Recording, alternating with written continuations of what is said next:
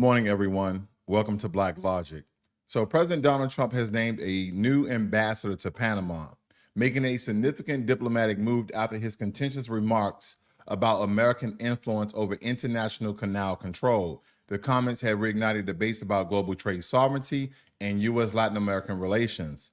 Analysts speculate that this appointment might align with Trump's vision of reshaping foreign policies in the region. So this is basically indicated that Trump is willing to make a deal. Trump is willing to have some sort of democracy about the way he's going to handle the U.S. Panama contentious situation that essentially he created, but understanding the full dynamics of how we built the canal and or fund the canal totally. And now that we understand China has two ports on the canal and could be involving themselves in a way that the canal conducts business altogether. So I believe by doing this, he was probably playing a political ploy or a business tactic of scare or big bank take little bank or big country take little country, or however you want to look at this. But again, I think this is more strategic than the total takeover of the Panama Canal altogether. Now, China has successfully launched its latest stealth fighter jet, with experts claiming rivals American F-35 and the F-22 models. This technology breakthrough underlines China's escalating military capabilities. Expert warned that this could intensify the arms race, mostly in the Indo-Pacific region, further complicating U.S.-China relations. So there's a lot of, let's just say, things that are going on with China and the U.S. And as these stories that I'm about to tell you evolve, you're going to see how China and Russia are being funded and where they essentially get their money from. Don't forget, there's big businesses that are tied to U.S. companies in America when it comes to manufacturing, distribution, manufacturing, all of these different things, the way how we essentially are funding China to be the second global power when we're in referencing their GDP. America, if not 70 or more percent of how China is being funded. And if you think that these Chinese businessmen who are millionaires and billionaires are not paying taxes, they are. And that is how China is being funded. China, I can almost allude to that China is being funded, a great majority of the military, by the U.S. when we look at the different structures of deals and the profit that China makes from this. But not just America alone. Turkey as well. We're going to get into that as well, because don't forget that Turkey is a part of NATO. And as we see these differences, as these stories unfold today, then you're going to start to make the connections, hopefully the same way that I have. So again, this is nothing new. An airstrike on Gaza hospital claimed the lives of 5 journalists, escalating tensions in the region. Both Hamas and Israel denied the blame for this, prompting calls for independent international investigations. The attack underscores the vulnerabilities of press workers in conflict zones, raising global concerns about the freedom of press. And we all know that a lot of the Western, Eastern countries around the world has always given the press a pass, as long as they're certified, verifiable journalists that they can come in and report and view the news and give their take on it. However, but now it seems as though that journalists are being targeted in certain regions of the world, and a lot of warnings are going out for them to stay clear from certain countries. And when it comes to Hamas, Gaza, Israel, again, I think that is very treacherous territory to reporting in, and that you may want to report from afar. I wouldn't even go to Syria right now, even though, because there's been some journalists who are from other countries, foreign to Syria, who have unfortunately been killed. So again, we see a rise in attacks and sparks all through the world. So journalists are not, they're not free from the violence, because they want to be up and close. They want to get the capture, they want to get these special moments. And unfortunately, to give us the news that we essentially want to know, a lot of journalists are losing their lives. And again, I definitely don't coincide with that. Efforts for a ceasefire between Hamas and Israel have stalled over disputes surrounding hostage negotiations. Both sides accuse each other of delaying efforts, with Israel demanding a complete list of hostages and Hamas alleging that Israel is exploiting detainees suffering for leverage. So basically saying, listen, You have some detainees that are Palestinian, by the way, and they're part of Hamas, and you are torturing them, trying to get your way. That's what I'm essentially getting here. And they're basically blaming each other foul. And of course, Israel has the upper hand because essentially Hamas attacked them first when it comes to this singular particular conflict. Okay, they've been having conflicts for a very, very long time. You see here the Times of Israel states that Israel at war day 447. So we are already in the second year of war that's occurring between Israel and the state of Hamas. Okay, so yeah, there's just a lot going on in the world right now.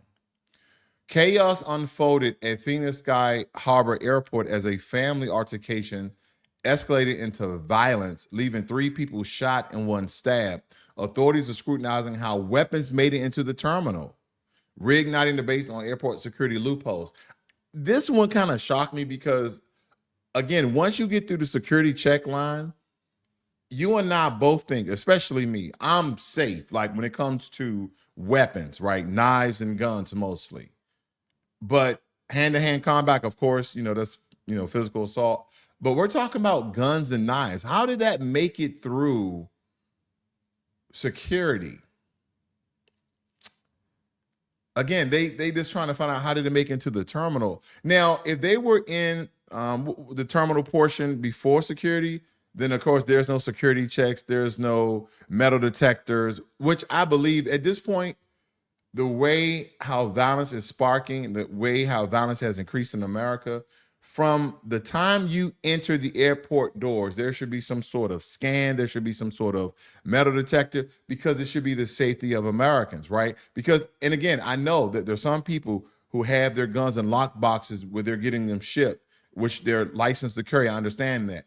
You should have that weapon in a lockbox with the right paperwork attached to it or on your person.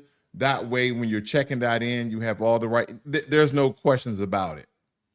But now it seems as though, especially here in Phoenix, that the airports are not even safe, where people are getting shot and stabbed. Again, there's this, I don't know what's going on. It's so much that's going on. Now, a whistleblower lawsuit accused UnitedHealthcare of systematically rejecting legitimate claims to maximize profits. This revelation has reignited debates about corporate accountability in healthcare and its impact on access to essential medical services. Now, a lot of people have come out and stated how their claims have gotten denied by UnitedHealthcare. As you see here in the graphic, cause of death, lead poisoning is a premeditated condition, payout denied. So you have a lot of these people coming out against UnitedHealthcare stating that a lot of their claims got denied, even though they have justifiable proof of the condition, et cetera, that they met within the guidelines. And they say, oh, we're going to deny the claim because, it's just, as they're kind of alluding to, is a lot of money. That still does not justify Luigi Mangione allegedly killing one of the CEOs of UnitedHealthcare, Brian Thompson. It does not justify it. I had this conversation last night with a group of people, and they was almost trying to justify the killing of an innocent man because they thought that CEO Brian Thompson was the CEO of UnitedHealthcare. No, UnitedHealthcare is a very large conglomerate healthcare company. And when we start to take the side, he has a sex appeal about him, and we're trying to sympathize and empathize with a murderer who shot this guy in the back. And maybe that was significant because supposedly Luigi Mangione had some significant severe back pain and back trauma from an accident, I believe, in surfing. But nonetheless, he comes from a very affluent, prominent family that is wealthy. So again, it's not like he couldn't pay for it. Maybe it was a friend, maybe it was a cousin, maybe he's just on his own crusade.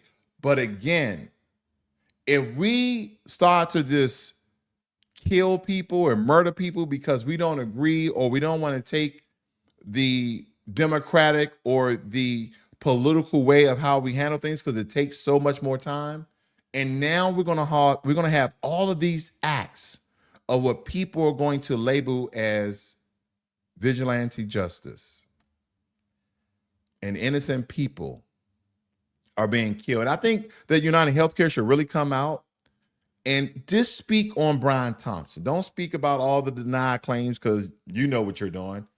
And I'm not taking anyone's side. I'm taking the side of human life. A wife lost a husband. Kids lost a father. And their family lost their sons and their uncle and their nephew. No one's thinking about the family ramifications. Then some people are like, well, what about other people's family? He's not this. Listen, I think UnitedHealthcare should come out and really have a conversation with the American people just on Brian Thompson and how he kind of led the way of transforming UnitedHealthcare from a cost-based solution to a value-based solution, which is much better for the members of UnitedHealthcare. And I think if they knew more about the man, then people would value his life more, because again, there's a lot of things I agree with, but I would just never go out in a very vigilante or demonic or murderous way. Like, okay, I'm just going to kill this person because it's part of UnitedHealthcare. And then things are going to change. Now, I'm not saying things will not change. I'm not stating that things should not change. I think things should change. I think things should have always been changed for the betterment of American people, especially if they are paying their membership fees, their co-pays, they're taking 10, 20% out of people's paychecks in order to pay for health care. So again, I'm not taking anyone's side, but I will say this. Luigi Mangione, and some people may disagree with this, killed an innocent man. Oh, he's not innocent. Listen, if you think that one person, which is a bolt, a nut, a cog in a very large system, won't be replaced, can't be replaced, he will. But again, I'm just thinking about the ramification that surrounds the way that the American public is responding to this. Again, you have some people who are taking my side of things. Some people are like, oh, well, now they'll wake up and actually do something about it. No one's worried about the man, the human life that was taken. I just feel like we're at a place in humanity where nobody cares about life. This is really daunting to me. In a rare alliance, Donald Trump and Elon Musk are pushing back against what they call divisive media tactics. Both figures advocate for more transparency and unbiased journalism as they face scrutiny from various outlets. And a lot of people have been stating like, oh, Elon Musk is the new president, or he's taking over president. And Donald Trump has denied those claims. He kind of laughed at it. And again, because listen, regardless of what the left or the right or whoever's coming out with this propaganda, Donald Trump is the president. You could try to allude or try to presume that Elon Musk is actually calling the shots. At the end of the day, I see two rich billionaires. That's what I see.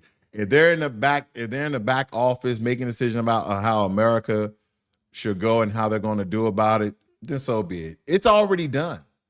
See, here's what I think. Like, you get into a fist fight with somebody and he beats you fair and square. You know, you stand up, you walk away, you keep your head up, you're still a man. You just lost one. We all lose one every now and again. But this to keep chirping and making up all this propaganda sort of rhetoric and this, oh, he's now Elon Musk is the president. Stop. I don't know if it's coming from the liberals. I don't know. I don't know if it's coming from a small faction within the Republican Party. But somebody is butthurt that Donald Trump has again won the presidency to be the United States 47th president. Just, are we that childish? I don't think so. I don't think we're that childish. I don't think so. California Governor Gavin Newsom have announced protections for illegal immigrants to counteract President Trump's proposed deportation measures, while supporters applaud the humanitarian effort and critics argue it could strain the state resources. Again, not only do we have a mayor of Chicago, Brandon Johnson, but now we have a governor of, you know, one of the top two states when we're talking about, or the top three states, we're talking about New York, Texas as well as California, especially when it comes to population and GDP altogether. Now he's stating he's going to protect illegal immigrants. Gavin Newsom.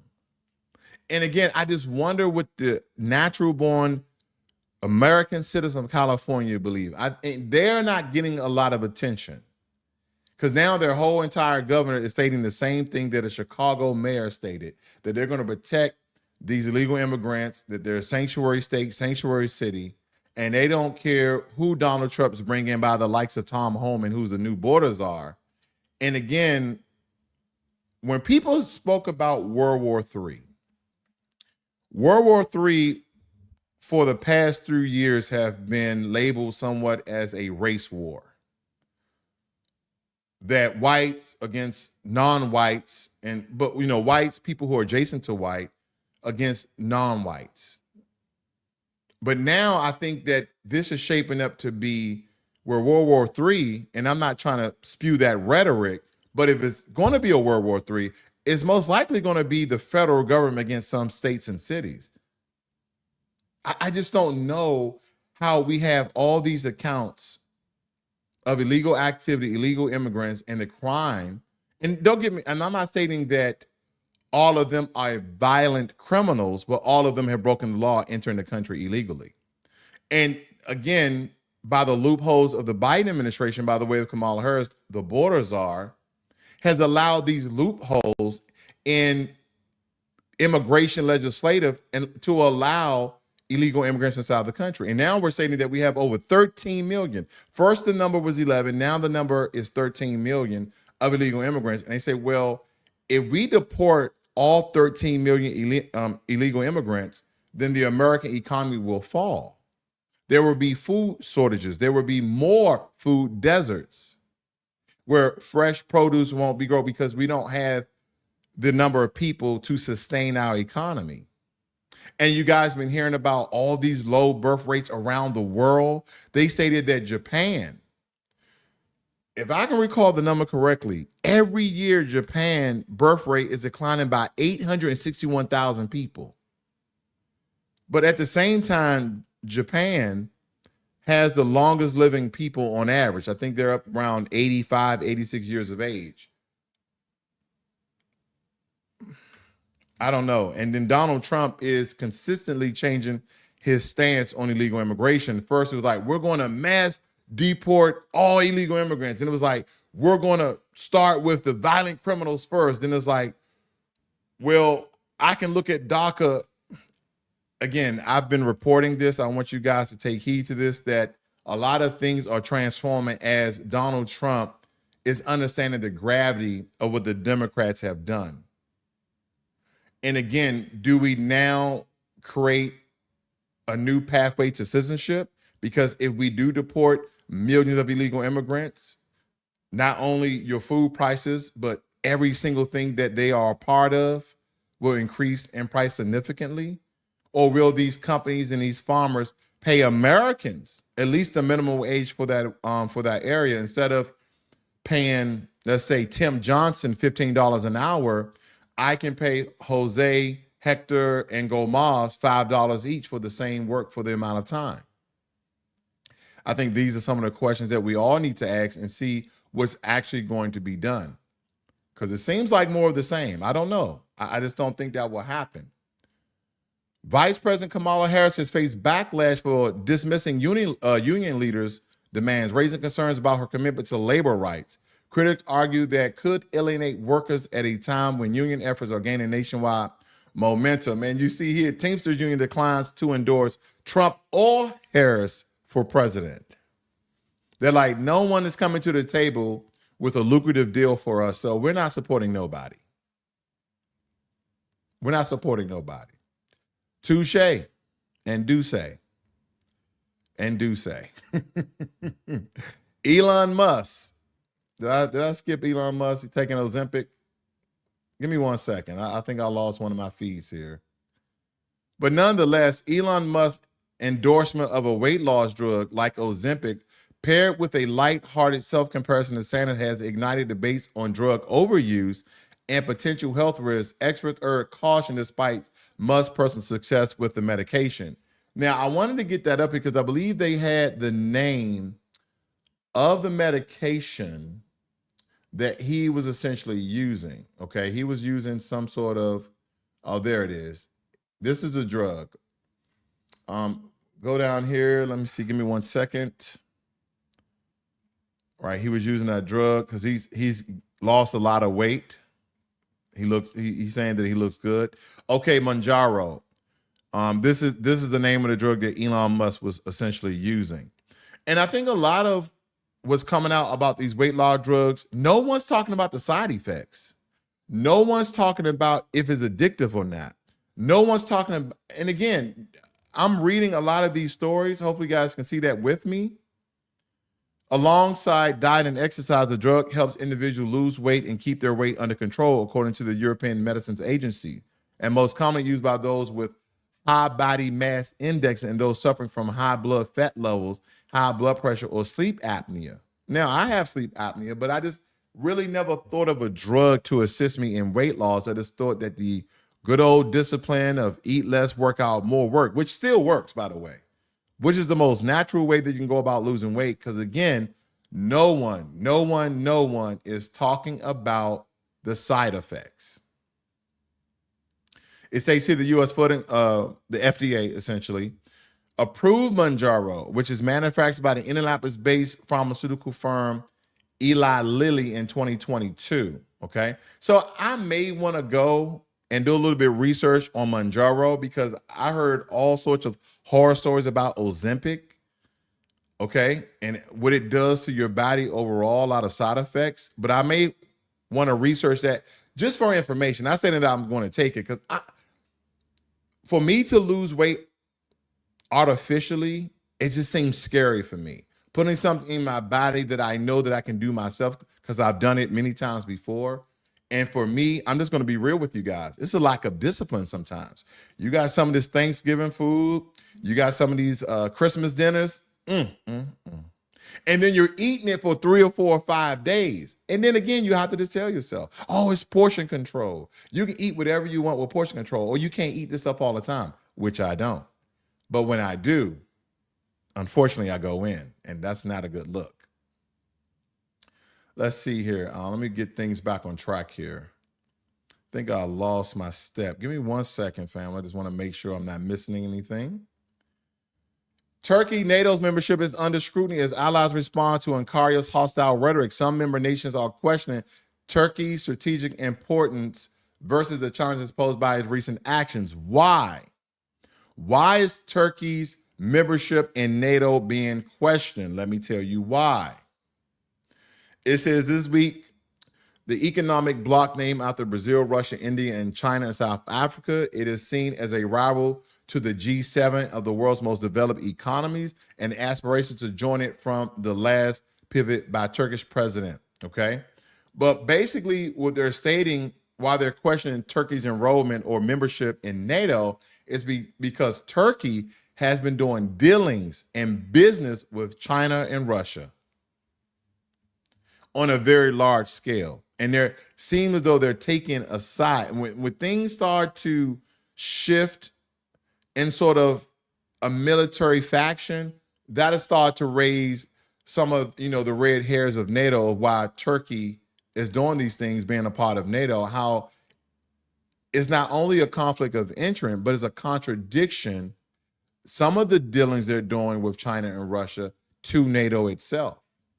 And as we look at NATO, first and foremost, who established NATO? Primarily the United States of America with other Western European countries, but they had it in 1994 in Washington, D.C., okay? And here's some other questions for you guys. A lot of you guys may not even know what NATO is for. And it states here to provide collective security against who? The Soviet Union, and to protect the ideals of Western democracy.